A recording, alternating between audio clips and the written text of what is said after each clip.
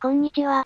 今回は機器契約をクリアする動画なのですが、普通にクリアする動画は皆さん見飽きてると思うので、極限まで行動を縛ってクリアしていこうと思います。縛り内容についてですが、ざっとこんな感じです。縛り内容はコメント欄に記載しておくのでご覧ください。今回使用する編成です。操作キャラをスノーシャインに変えて、挑戦開始です。開幕と同時にタンタンの戦技を使用します。今回使用できる唯一の戦技です。敵が近寄ってくる隙を与えずに再度戦技を使います。ここであえて凍結します。理由は後ほど説明しますがウェーブ2のボスまでに、ステージ中央付近を維持できないと高確率で積んでしまいます。凍結状態にはノックバック無効があるのでそれを利用しています。また敵を倒す位置にも注意が必要です。今回は毒沼の指標をつけているので、移動できないこの縛りでは、毒沼を踏むことは死を意味します。今回は運よくボスが交代してくれました。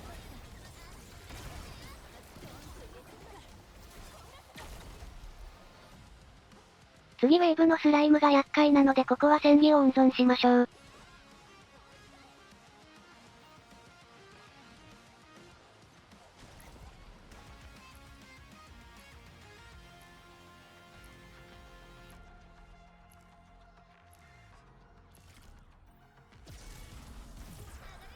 散らばる前にタンタンの戦技を使います。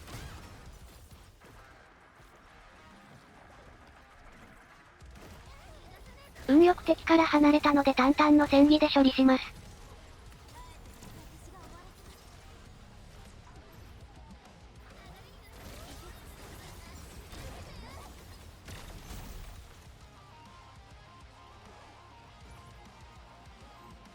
雑魚敵が残り1体になるとボスが湧きますが、この時点で中央付近を維持できていなければボスで積みます。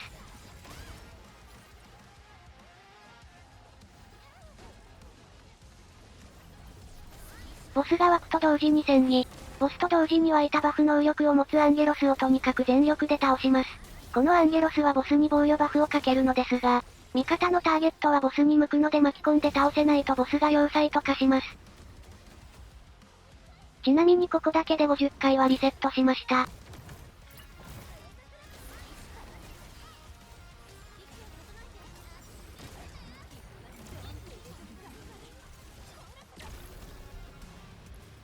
ウェーブ3です。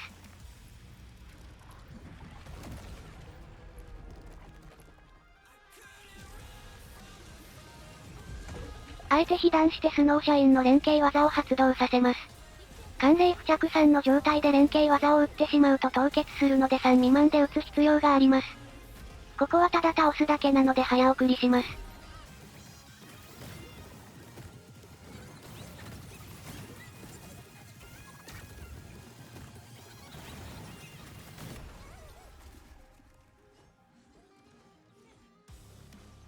というわけでボスのレジロックです。この敵はダメージ床を設置してくるのですが、それが時期狙いかつ雑魚も召喚してくるので、ここで体力を維持できていないと簡単にいきます。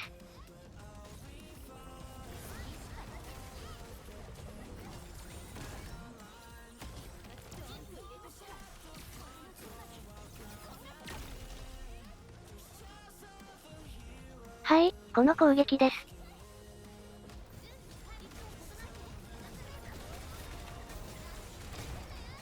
地獄みたいな状況になりました。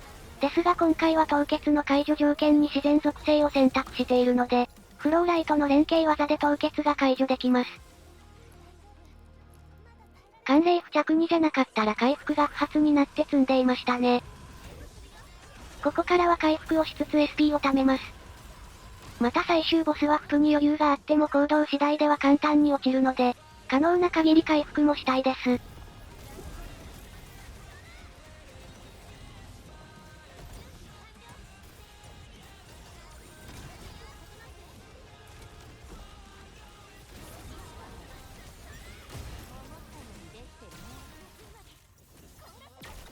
ウェーブ3と4の雑魚戦は癒しですね。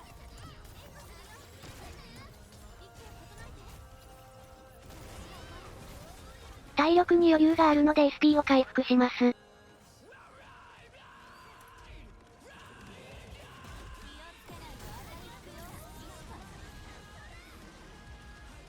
というわけで最終ボスです。このボスも例に漏れずダメージ床を設置してくるのですが、そのダメージは毒沼の火ではないくらいの威力です。ですのでその行動をしてこないことを祈るしかありません。またこのボスは攻撃によって距離を変えてくるため、遠距離攻撃ばかり使ってくるパターンの時は眺めることしかできません。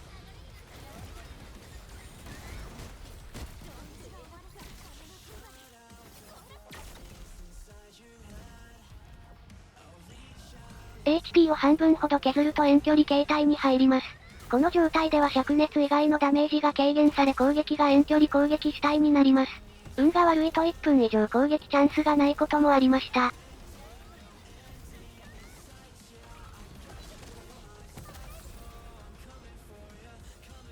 大技のビーム攻撃ですが壁際だとなぜか当たりません。通常プレイでも使えるテクニックなので覚えておきましょう。ここからはとにかく近くに来てくれることを祈ります。ちなみにこの形態での近距離攻撃は寒冷付着も合わせて、即死レベルのダメージを受けるので近くに来てくれたとしてもお祈りです。この攻撃は唯一当たりです。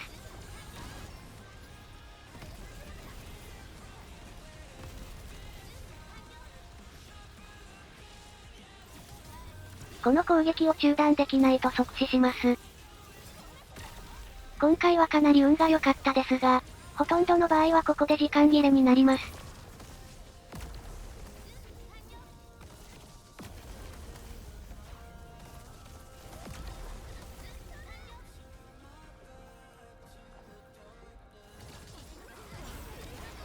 というわけで縛りプレイでの指標30クリアです。ご視聴ありがとうございました。